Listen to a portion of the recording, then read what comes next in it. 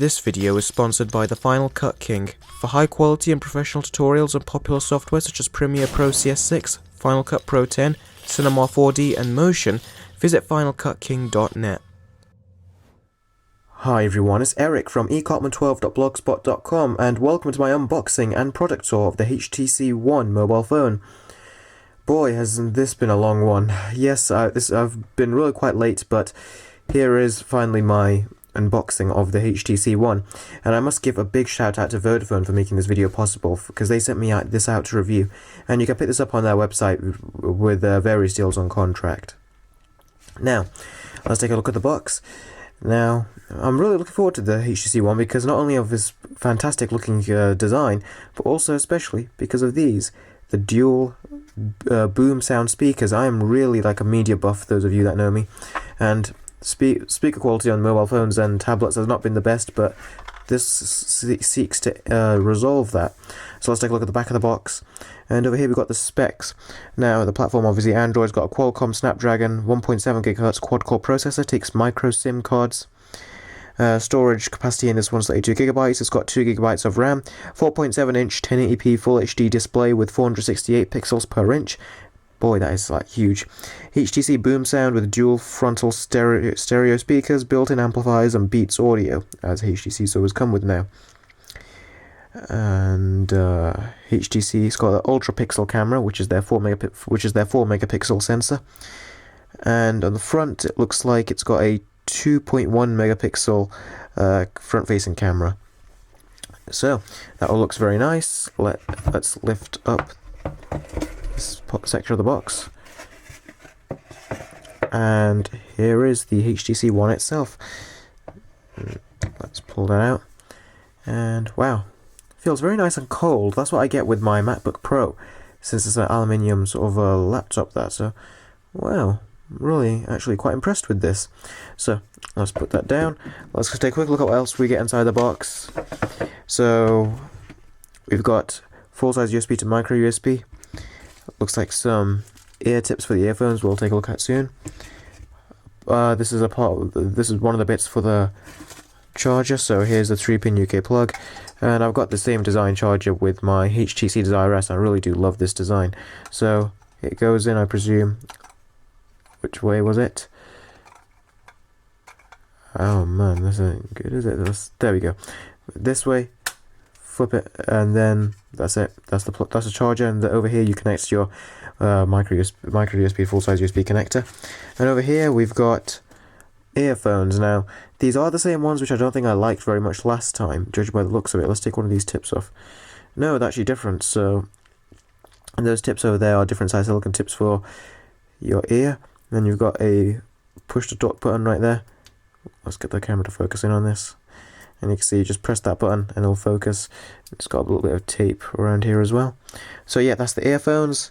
And below all that, we get some paperwork. Okay, warranty statement, your HTC One, giving you information on how to insert the micro SIM card, which should already be inside. Yes, it is already inside. And HTC looks like a quick start guide. So that's all that we get inside the box.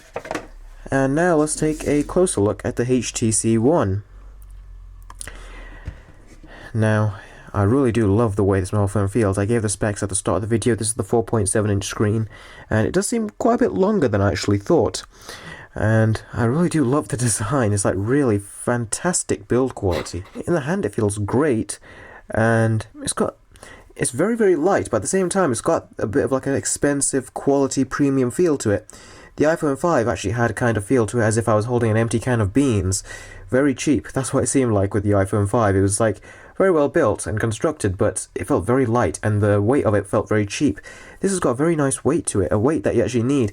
And there's a ridiculous argument that always comes about, people saying, oh, this phone's heavier than the iPhone 5. Well, of course it's going to be a bit heavier. The screen's much bigger than what you get on the iPhone 5.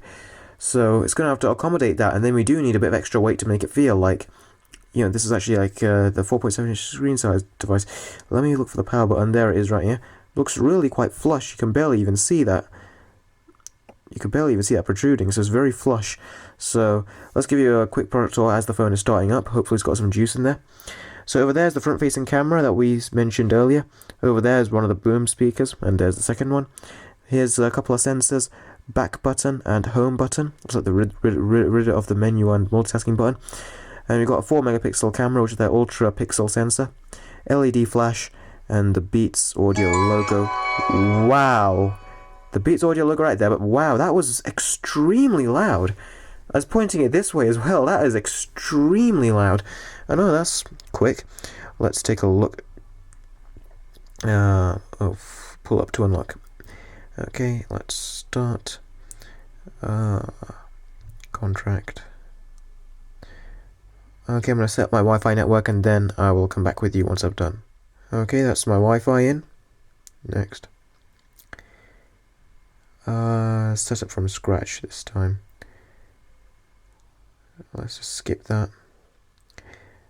And what I'm going to do now is just set up a couple accounts, then I will be back with you. Okay, I've signed into my various accounts and you can see that it's starting to install applications now. I'll skip Dropbox. Let's not do that right now. Yeah, leave those ticked. Agree. That seems about right. Oh man, this happened last time, this kick-in thing with the Vodafone Smart. I really hated this. Okay, tap anywhere to hide. Agree. Oh, that was much quicker this time. Last time it was just taking absolutely years. Okay, so we're on the home screen, and it looks like it's pulling in information. I can't remember what this was actually called, but it's this is something that's on the home screen. Allows you to sort of like look through all these feeds that you have linked up to, say, your Twitter or say your Pulse newsreader or anything like that. So that's quite cool. You can search through them as well. Wow, that is very responsive. This is actually one of the most responsive swiping touchscreens I've ever felt since the Nexus 4. That is unbelievable. Let's take a look at some of the apps. Oh, I don't really like this. When HTC showed this, I didn't like it. Look, you can only see about 9 apps on the screen at the same time, not counting folders. And I just really don't like the way that it's just a bit too simple. Like, too simple to the point where it's like, there's not too much on the screen. I'd like if there was more. But we'll see how I warm up to that later on in my full review. And yeah, I'm really surprised that responsive that is. Only 3 screens. I always like the full 7. So let's got those added. No wallpaper scrolling though, I've noticed. That's a shame. I've always liked wallpaper scrolling on Android. So as you can see, the device is incredibly thin. One of the best feeling mobile phones I think I've ever felt. And yeah, I'm really looking forward to actually testing this out. So thank you guys very much for watching this video, and please stay tuned for my future coverage of the HTC One. And eventually my plan is to actually get the HTC One Mini and most likely do a comparison. Hopefully I'll still have this in to compare between the two. So thank you guys very much for watching. Please stay tuned for my future coverage, and I'll see all of you in the next video.